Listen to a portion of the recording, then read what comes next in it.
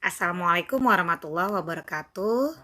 Apa kabar semua? Jumpa lagi dalam pembelajaran Bahasa Indonesia KD 3.5 Teks Editorial. Ya, kita akan belajar tentang mengidentifikasi informasi dalam teks editorial. Simak baik-baik ya. Tujuan pembelajaran kita adalah mengidentifikasi informasi dalam teks editorial. Kemudian kita mengenal dan menentukan ciri teks editorial atau tajuk rencana. Bagaimana, sudah siap kan? Nah, teman-teman, apakah kalian suka membaca teks editorial atau tajuk rencana? Contohnya misalnya di sini, jangan biarkan KPK tertidur. Atau Amerika Serikat tidak mampu atasi penembakan massal. Itu semua adalah tema-tema yang sedang berkembang pada masanya. Pembahasan tentang suatu isu yang sedang hangat oleh sebuah surat kabar disebut sebagai tajuk rencana. Nah, sekarang kita masuk ke struktur teks editorial.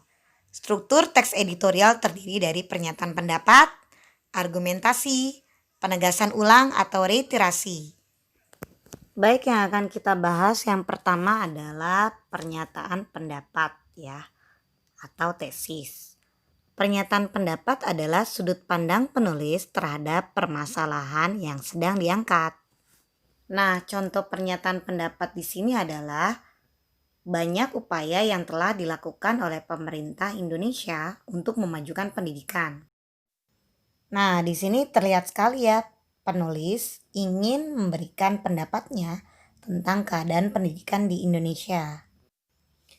Ya, selanjutnya kita masuk ke argumentasi. Argumentasi itu apa sih? Argumentasi itu adalah alasan atau bukti yang dijadikan sebagai penguat tesis penulis. Contoh argumentasi di sini adalah tentang upaya pemerintah dalam teknologi pendidikan. Kemudian ada ide tentang tidak jarang orang membicarakan tentang ujian nasional berbasis komputer. Nah, struktur terakhir adalah penegasan ulang atau reiterasi.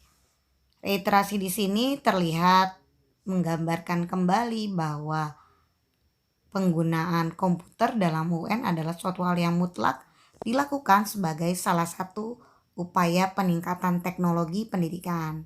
Bagaimana, apakah teman-teman paham informasi yang terkandung dalam struktur-struktur tadi?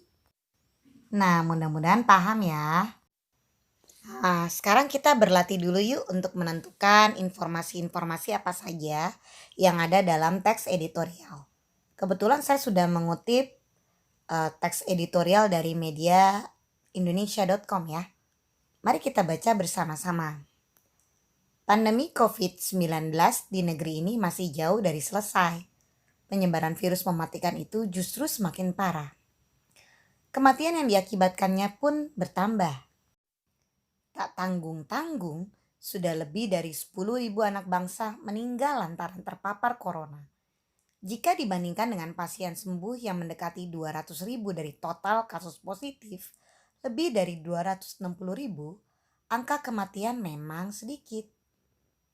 Akan tetapi, jangankan 10.000, satu nyawa saja yang melayang terbilang banyak, sangat banyak.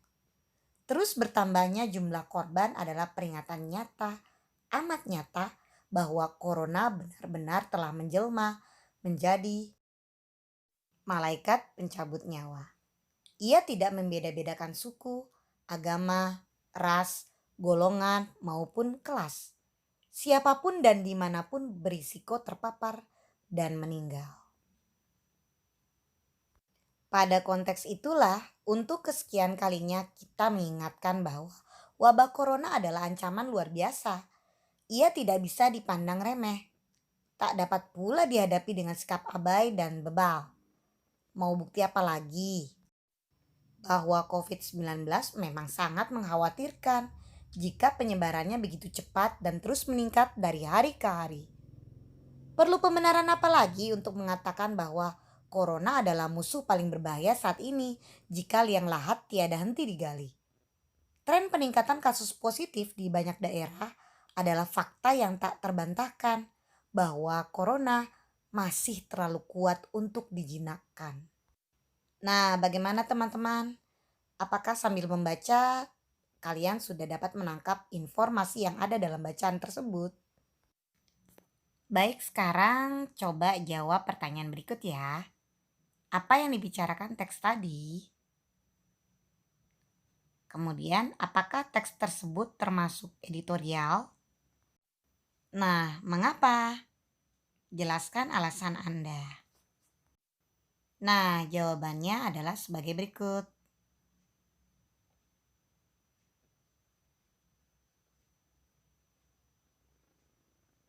Nah, teman-teman, kita berada di penghujung pembelajaran. Simpulan apa yang dapat kita tarik dari pembelajaran hari ini? Simpulan pembelajaran kita adalah teks editorial merupakan opini atau pendapat seseorang mengenai suatu isu.